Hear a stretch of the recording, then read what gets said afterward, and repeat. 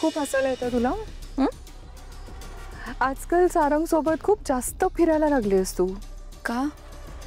मी माझ्या नवऱ्यासोबत कुठे फिरू नाही शकत का? फिर ना. खूप जास्त तोंड चालायला लागलंय तुझं. एक सोपा प्रश्न विचारलाय, कुठे गेलेला दोघे? ऑफिसला गेलो होतो. आणि तिथून ऑफिस नंतर कुठे गेलेला? अचानक फोन आला म्हणून एका गावात गेलो होतो आम्ही. कुणाचा फोन आणि कोणत्या गावी आणि का?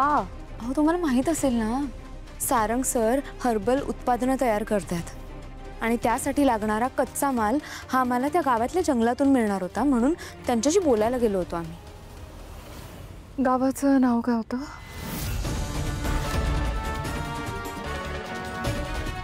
बाभुळवाडी. ओके. अजून काही विचारायचंय? नाही मॅम, या तुम्ही. हो.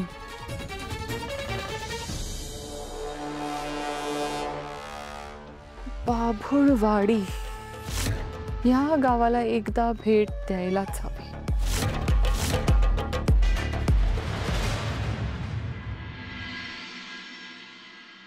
मी त्या मूर्ख मुलीची इच्छा पूर्ण होऊ देणार नाही. त्या माणसाला लगेच शोधायचं आणि त्याचा नंबर काढून द्यायचा. मला कळलं.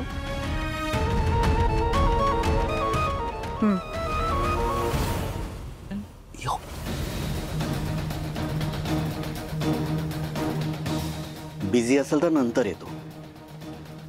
कसं आहे, खरंच फ्री आहात ना? खूप महत्वाचं बोलायचंय म्हणून. मला माहित होतं तुझं खरं रूप लवकरच माझ्या समोर येणार आणि बघ तू येऊन उभा राहिलास. मला ना एकदम अचानक आपले जुने दिवस आठवले. आपण दोघांनी मिळून किती कारस्थानं केली आहेत, किती फ्रॉड्स केलेत. असो, बोला काय बोलायचंय? फार चुकीचा विचार करताय ऐश्वर्याजी. भूतकाळात आपल्या हातनं, माझ्या हातनं खूप मोठमोठ्या चुका झाल्या. पण काय ना, त्यावेळेस मी स्वार्थी होतो, बिनडोक होतो, नालायक होतो. ही संपत्ती कशी मिळवायची, पैसा कसा मिळवायचा, या कंपनीवर अधिकार कसा गाजवायचा, एवढाच. त्याचा परिणाम काय झाला तुम्ही बघताय ना. स्वतःचं आणि कुटुंबाचं खूप मोठं नुकसान करून घेतलं मी. ए हॅलो, रिपीट मोडवर सारखं सारखं तेच तेच तेच बोलू नकोस. मला नाही ऐकायचंय. मुद्द्यावर ये. अमृताच्या आणि माझ्या मध्ये येऊ नका. तिचे कान भरून तिच्या मनात शंका निर्माण करून काय मिळणार आहे? थांबवा हे सगळं. नाहीतर काय? जुन्या राजकुमारशी गाठ पडेल माझी. मला तेच हवंय. हा काय ड्रामा लावलायस? कसली ऍक्टिंग करतोयस? ये ना खरा समोर. हो, असं म्हटलं तर खूप आनंद होईल ना तुम्हाला, पण तसं नाहीये. जुना राजकुमार कधीच येणार नाही. हा, पण मी न बोललेल्या गोष्टी जर आईच्या समोर बोललो तर त्याचे परिणाम काय होतील याचा फक्त विचार करा तुम्ही. धमकी देतोयस मला? विनवणी करतोय. सॉरी, काय म्हणालास तू? विनवणी किंवा विनंती. नीट ऐकू नाही आलं. राजकुमार आणि विनंती खूप वियर्ड वाटतं ऐकायला. तू खरंच विनंती म्हणजे रिक्वेस्ट असं म्हणालास का? सवय करून घ्या ऐश्वर्या मॅडम. काय ना, मी आईच्या समोर तुमच्या कृत्याचा पाढा जरी वाचला ना तर काय परिणाम होईल याचा फक्त विचार करा. माझं काय, मी नालायक आहे. मी तसाही या घरात बदनाम आहे. मी या सगळ्यांची माफी मागेन आणि इथनं निघून जाईल.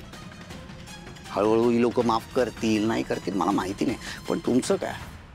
त्यांना जर तुमचं सगळं सत्य कळलं तर ते तुम्हाला घरातच नाही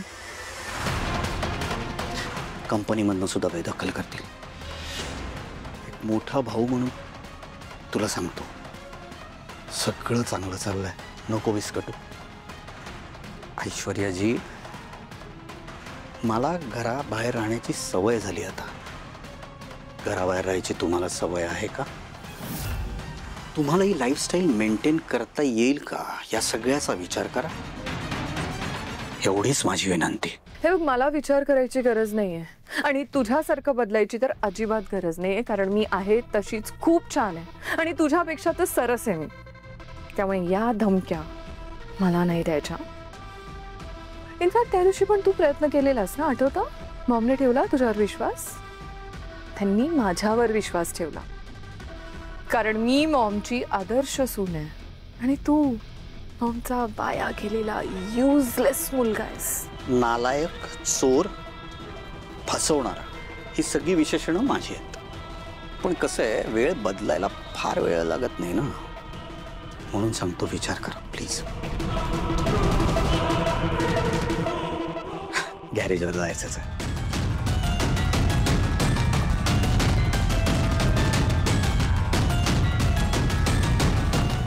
सावली, ये, मला एक मस्त कल्पना सुचली. कसली? आवडेल तुला. तुम्ही नवीन काय सुरू केलंय तो? सरळ काही सांगतच नाही, तेच तेच घोळवत बसता. तू मला सरळ सांगतेस का? तू पण मला घोळवतेस ना. कसं वाटतं? कसं वाटतं सांग. गप्प बसा. तुझ्यासोबत जास्तीत जास्त वेळ घालवता येईल हाच उद्देश आहे. तुमचा हाच उद्देश कळतोय मला. हम्म. बरं ते जाऊ द्या, काय कल्पना सुचली होती ते सांगा. सांगू? हो. जेव्हा शिवानी या घरात आली होती तेव्हा तू मला एका मिनिटासाठी पण सोडत नव्हतीस. सतत माझ्यासोबत राहत होतीस.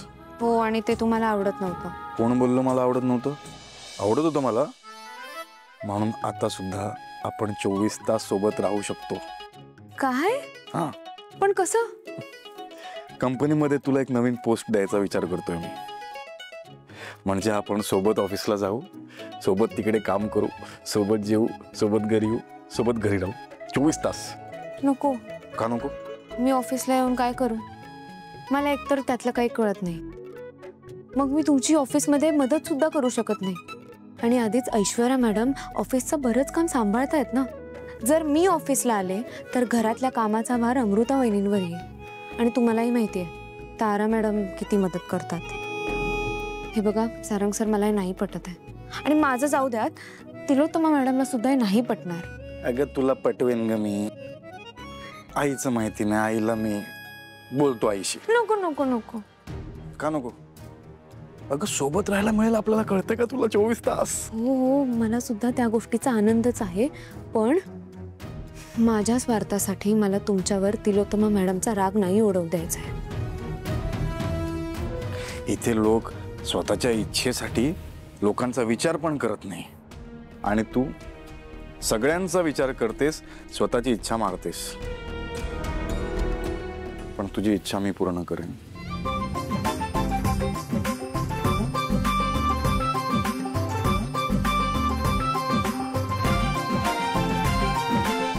नंतर एक पोरगी आली, एकदम धीट. आणि ती व्यक्ती म्हणजे अहिल्या वेसकर.